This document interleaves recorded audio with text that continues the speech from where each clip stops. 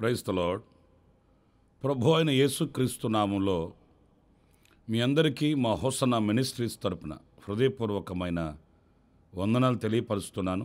ప్రభు మిమ్మల్ని ఆశీర్వదించి దీవించునుగాక. పరిశుద్ధ గ్రంథంలో నుండి ఈ పూట ఇర్మియా గ్రంథం 4వ అధ్యాయం 14వ వాక్యాన్ని నేను చదువుతున్నాను. జాగ్రత్తగా మీరు ఆలకించండి. యెరూషలేమా, నీవు రక్షించబడినట్లు నీ హృదయములో నుండి చెడుతనమును కడిగి వేసుకొనుము. ప్రియులారా చూడండి, ఇక్కడ నీ హృదయములో నుండి చెడుతనమును కడిగి వేసుకొనుము అని ఎవరితో చెప్తున్నాడు? లోకంలో లోకానుసారంగా జీవించుచున్న ప్రజలకు కాదు సుమా. ప్రత్యేకంగా మనం గమనించవలసింది యెరూషలేము నివాసులకు, అంటే ఆయన పేరు పెట్టబడిన ఆయన ప్రజలకు. ఆయన పేరు పెట్టబడిన ఆయన ప్రజల హృదయాలలో కూడా చెడుతనం ఉంటుందా అని అంటే ఉండబట్టియే కదా ప్రవక్త ద్వారా ప్రవచించిన ఈ ప్రవచన వాక్కుల యొక్క అంతరార్థం. మనం ఏమనుకుంటాము? క్రైస్తవ లోకంలో నాకంటూ ఒక ఘనత ఉంది, క్రైస్తవ కుటుంబంలో పుట్టి పెరిగిన వాడిని, నేను క్రైస్తవుడనే కదా, గనుక నాలో ఏమీ లోటు ఉంటుంది అనే భ్రమ మనలో ఉంటుంది. కానీ నా ప్రియ సహోదరులారా, మన హృదయాన్ని దేవుని వాక్యపు వెలుగులోనికి తీసుకుని వస్తే ఆ హృదయంలో ఎంత కల్ముషం ఉండేది, ఎంత మచ్చ మడత డాగు కళంకం కలిగి ఉన్నది అనేది ప్రత్యక్షపరచబడుతుంది. నీ హృదయంలో ఉన్న ఆ చెడుతనమును కడిగి వేసుకొనుము. ఏం చేయాలి? మన హృదయాన్ని కడుగుకోవాలట. కీర్తనాకారుడు దావీదు కూడా చెప్తాడు, నన్ను బాగుగా కడుగుము అని, హిమము కంటే తెల్లగా నన్ను మార్చమని. అది తమ హృదయము యొక్క మాలిన్యమును గ్రహించిన వ్యక్తి నోట వచ్చే మాటలు. అంతేకాని మనల్ని మనం మోసపరుచుకుంటూ నేను బాగానే ఉన్నాను, భక్తిగానే ఉన్నాను, పాటలు పాడుతున్నాను, దేవుని మందిరానికి వెళుతున్నాను అని సంబరపడినంత మాత్రాన కాదు, కానీ మన హృదయాన్ని వాక్యపు వెలుగులో మనం సరిచేసుకోవాలి, సరిచూసుకోవాలి. ప్రియులారా, మరి నీ హృదయంలో ఉన్న చెడుతనమును కడిగి వేసుకొనుము అన్నప్పుడు ఇంకొక మాట మనం పరిశుద్ధ గ్రంథంలో చూడవలసి వస్తుంది.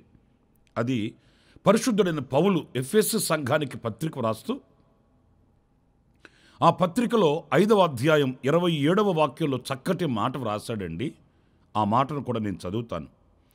నిర్దోషమైనది గాను మహిమ గల సంఘముగాను ఆయన తన ఎదుట దానిని నిలబెట్టుకొనవలెనని వాక్యముతో ఉదక స్నానము చేత దానిని పవిత్రపరిచి.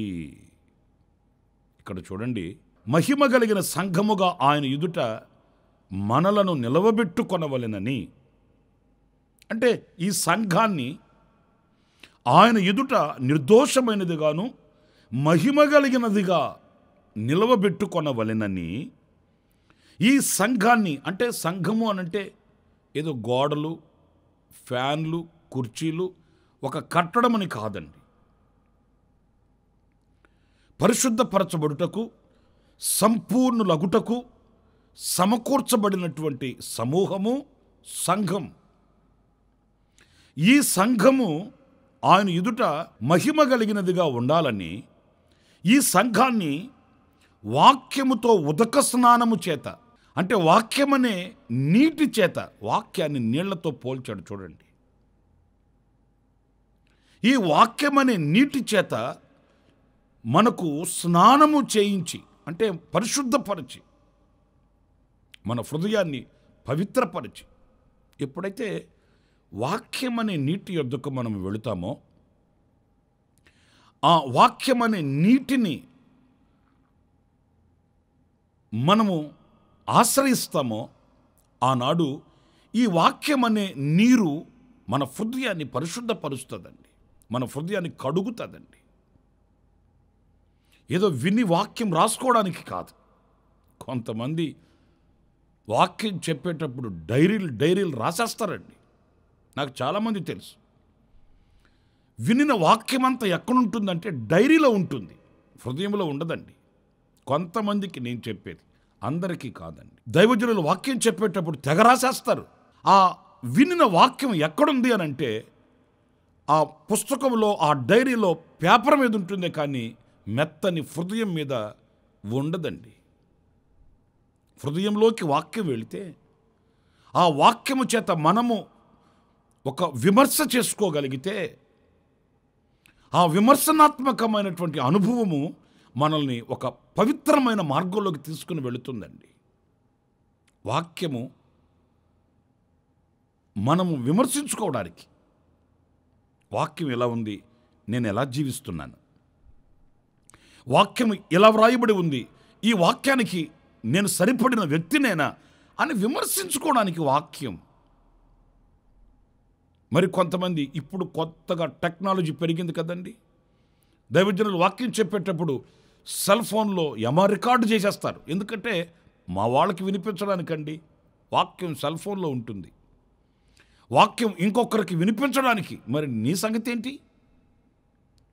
వాక్యం నీ ఎదుట నిలిచింది నిన్ను సరిచేయడానికి, ఆ వాక్యం చేత నిన్ను నువ్వు విమర్శించుకోవడానికి, మరొకనికి కొరకని కాదు. ప్రియుల దేవుని బిడ్డలారా, వాక్యం దగ్గర మనం కడగబడాలి, వాక్యం యొద్ద మనం శుద్ధి చేయబడాలి. ఆ వాక్యం ప్రకటించబడుతున్నప్పుడు ఆ వాక్యం అంతరంగంలోనికి వెళ్ళి అంతరంగంలో దాగి ఉన్న ప్రతి మస్టుని, ప్రతి మురికిని కడిగి మనల్ని పవిత్రులుగా చేయగలగాలి. అలాంటి సమ్మతి అయిన మనసుతో వాక్యం దగ్గరికి రావాలి. కొంతమంది విసుక్కుంటారండి. ఏంటండి ఎప్పుడు తప్పులు ఎత్తిపడుతుంటారు ఏంటండి? వాక్యం చెప్పడం ప్రారంభిస్తే అది సరికాదు, ఇది సరికాదు అని ఎప్పుడు విమర్శనాత్మకంగా చెప్తారేంటి వాక్యం? అంటే వాళ్ళకి వాక్యం ఎలా చెప్పాలి? మీరు ఎలా ఉన్నా పర్లేదు, మీరు ఏం చేసినా పర్లేదు, సర్వశక్తి గల దేవుడు మిమ్మల్ని ఆశీర్వదిస్తాడు, మీకు దీవెనలు కలుగుతాయి, మీకు స్థలాలు పొలాలు ఆయన కొనిపెడతాడు. ఇలాంటి మాటలు చెప్తే ఎంత బాగా చెప్పారండి అని చెప్తారు. కాదు. వాక్యం మనల్ని మనం విమర్శించుకొని మనం శుద్ధీకరించబడుటకు, మనము పవిత్రపరచబడుటకు, ఈ ఉదక స్నానం చేత ఆయన సంఘాన్ని పవిత్రపరిచి ఆయన ఎదుట నిలవబెట్టుకొనుటకు అనేది ఈ వాక్యం మనకు చెప్తున్న సత్యం. మరి ఈ రోజున ఆ శుద్ధీకరింపబడిన వాక్యమనే జలములతో, వాక్యమనే నీటితో కడగబడిన హృదయముగా, కడగబడిన వ్యక్తులుగా మనం ఉన్నామా? లేక పైకి భక్తులుగా కనబడుతూ అంతరంగంలో అదితేంద్రియాన్ని దాచుకొని మస్టు మురికిని ఉంచుకొని భక్తిపరమైనటువంటి మార్గంలో యాంత్రికంగా సాగి వెళుతున్నామా అనేది మనల్ని మనం విమర్శించుకునవలసిన సమయం. ఇంకొక మాట కూడా పరిశుద్ధ గ్రంథంలో యోహాను రాసిన మొదటి పత్రిక 1వ అధ్యాయం 7వ వాక్యం చాలాసార్లు మనం చదువుతుంటాము. ఆయన వెలుగులోనున్న ప్రకారము మనము కూడా వెలుగులో నడిచిన ఎడల అన్యోన్య సహవాసము గలవారమై ఉందుము. ఈ అన్యోన్యమైన సహవాసం ఎప్పుడు కలుగుతుందంటే మన ప్రభువు వెలుగులో ఉన్న ప్రకారము మనము కూడా వెలుగులో ఉన్నవారమైతే.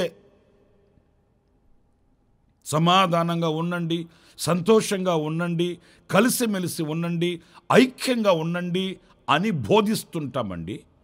కానీ ఈ బోధకి అందరూ తల వంచలేరు. ఎలా కుదురుతుందండి సమాధానంగా ఉండాలంటే? అందరితో ఐక్యంగా ఉండాలంటే ఎలా కుదురుతుంది? వాళ్ళ కులం ఏంటి, మా కులం ఏంటి, వాళ్ళ మతం ఏంటి, మా మతం ఏంటి, వాళ్ళ వర్గం ఏంటి, మా వర్గం ఏంటి, మా స్టేటస్ ఎక్కడ, వాళ్ళ స్టేటస్ ఎక్కడండి? ఇదిగో ఇవి వినబడుతున్న మాటలు. అయితే ఎవరు అన్యోన్య సహవాసం కలిగిన వారై ఉంటారు అనంటే మన ప్రభువు వెలుగులో ఉన్న ప్రకారము ఎవరైతే ఈ వెలుగు సంబంధమైన బ్రతుకుతూ ఉంటారో వారు అన్యోన్య సహవాసము గలవారై ఉంటారట.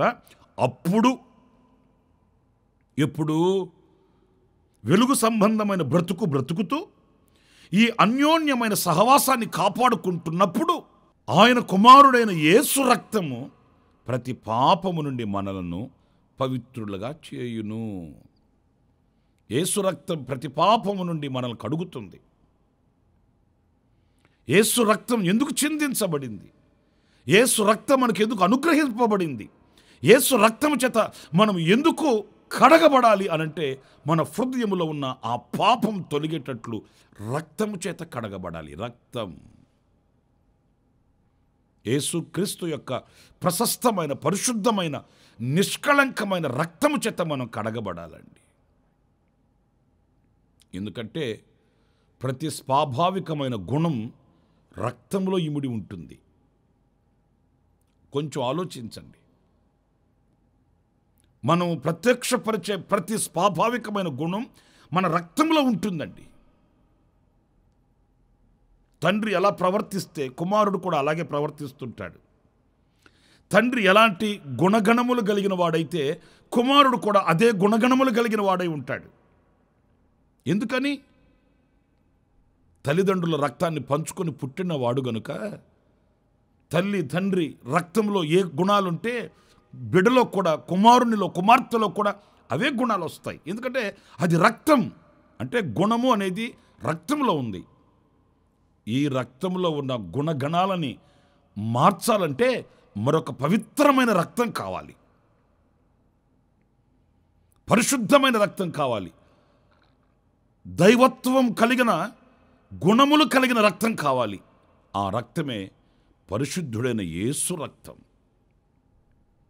శరీర సంబంధమైన తండ్రి రక్తాన్ని మనం ఎలా పంచుకొని పుట్టామో అలాగే మన ప్రభువు అయిన యేసుక్రీస్తు పరిశుద్ధుడైన తండ్రి యొక్క రక్తాన్ని కలిగిన వాడై, పరిశుద్ధమైన జన్మ కలిగిన వాడై, పరిశుద్ధమైనటువంటి దేవునిగా ఈ లోకానికి వచ్చాడు. ఆయన తన రక్తాన్ని కార్చాడు, చిందించాడు, మన రక్తాన్ని శుద్ధి చేయడానికి, మన రక్తంలో ఉన్న పాపభూయిష్టమైన ఆ గుణగణాలలో మార్పును తీసుకొని రావడానికి, మనల్ని పవిత్రునిగా నిలబెట్టడానికి యేసుక్రీస్తు రక్తం కార్చాడు. ఆ రక్తంతో మనం కడగబడాలి. క్రైస్తవ కుటుంబంలో పుట్టి పెరిగినంత మాత్రాన కాదు, యేసుక్రీస్తు రక్తం చేత నువ్వు కడగబడిన వాడవు కావాలి. నా ప్రియమైన సహోదరులారా, అందుకే ఆ చెడుతనమును తొలగించుకోవడానికి, చెడుతనములో నుంచి బయటకు రావడానికి, కడగబడిన వారమై పవిత్రులుగా మార్చబడడానికి వాక్యమనే నీటి చేత మనం కడగబడాలి. రెండవది, పవిత్రమైన, పరిశుద్ధమైన, నిర్దోషమైన, నిష్కళంకమైన రక్తము చేత మనం కడగబడాలి. ఇంకొక చిన్న విషయం కూడా నేను మీకు జ్ఞాపకం చేస్తాను. పరిశుద్ధుడైన పౌలు కొరింథీ సంఘానికి వ్రాసిన మొదటి పత్రిక 6వ అధ్యాయము 11వ వాక్యం, మీలో కొందరు అట్టివారై ఉంటిరి గాని ప్రభు అయిన యేసుక్రీస్తు నామమును మన దేవుని ఆత్మ యందును మీరు కడగబడి పరిశుద్ధపరచబడిన వారై నీతిమంతులుగా తీర్చబడితిరి.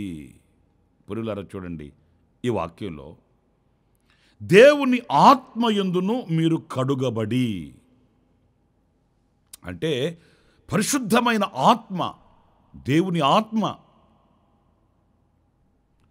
ఈ పరిశుద్ధమైన దేవుని ఆత్మ మనలోనికి ప్రవేశించినప్పుడు, మన మీద కుమ్మరించబడినప్పుడు, ఈ పరిశుద్ధమైన దేవుని ఆత్మ మనల్ని పవిత్రునిగా చేస్తుంది, పరిశుద్ధులుగా చేస్తుంది. ఏది చీకటి, ఏది వెలుగు మనకు ప్రత్యక్షపరుస్తుంది. ఏది ఇరుకు, ఏది విశాలత మనకు ప్రత్యక్షపరుస్తుంది. మనకు మరొకరు బోధించవలసిన అవసరం లేదు. కానీ ఈ పరిశుద్ధమైన దేవుని ఆత్మ మనలో ఉన్నప్పుడు మనల్ని ఒక పవిత్రమైన, పరిశుద్ధమైన నడవడి కలిగిన వ్యక్తులుగా తీర్చిదిద్దుతుంది దేవుని ఆత్మ. ఎందరూ దేవుని ఆత్మ చేత నడిపింపబడుదురో వారందరూ దేవుని కుమారులు అవుతారట, వారందరూ ధన్యులు అవుతారట. వారంతా ఆయనను చూడగలిగిన ఒక యోగ్యత కలిగిన వారు అవుతారట. మరి ఈరోజున ఆ దేవుని ఆత్మ చేత మనం ముద్రింపబడి, ఆ దేవుని ఆత్మ చేత మనం నింపబడి, ఆ దేవుని ఆత్మను కలిగిన వారమై ఒక పవిత్రమైన, పరిశుద్ధమైన నడకను కలిగిన వారమై ఉంటున్నామా అనేది మనం ప్రశ్న వేసుకుంటే, ఈవేళ దేవుని ఆత్మను మనము పొందుకొని, ఆ దేవుని ఆత్మ చేత మనం నింపబడిన వారమై మనం పరిశుద్ధమైన జీవితాన్ని జీవించగలుగుతామండి. ప్రియులారా, ఒక చీకటి మనం గుర్తించాలంటే దానిని గుర్తించగలిగిన దృష్టి మనకు కావాలి. ఈ దృష్టిని కలిగించేదే పరిశుద్ధాత్మ దేవుడండి.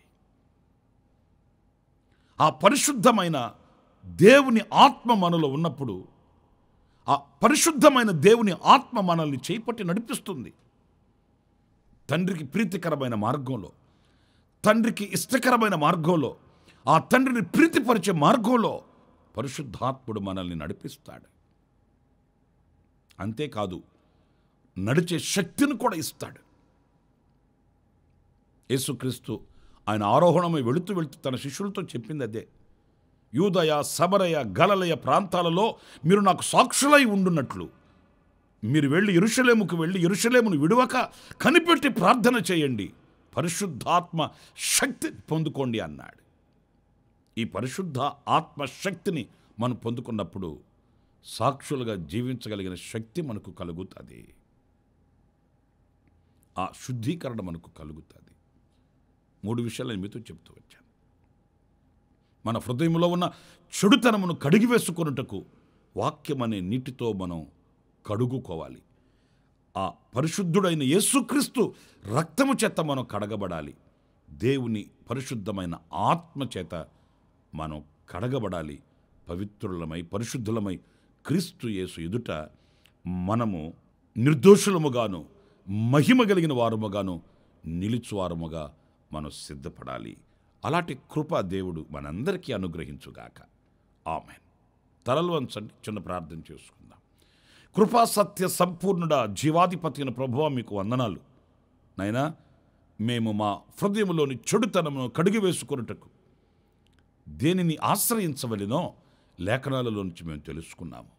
అవును, వాక్యం అనే నీటి యొద్దకి, మీరు సిలువలో కార్చిన ప్రశస్తమైన పరిశుద్ధమైన రక్తము యొద్దకి, మీరు పంపిన పరిశుద్ధమైన ఆత్మ యొద్దకు మేము సమీపించి పరిశుద్ధపరచబడిన వారమై నిర్దోషులముగాను మహిమ కలిగిన సంఘముగా మేము మీ ఎదుట నిలుచుటకు మీరు మాకు కృపను అనుగ్రహించి నడిపించమని మమ్మల్ని ఒక్కొక్కరిని మీ చేతులకు సమర్పించుకుంటూ యేసు ప్రశస్త నామములో ప్రార్థన చేసి వేడుకొనుచున్నాను తండ్రి.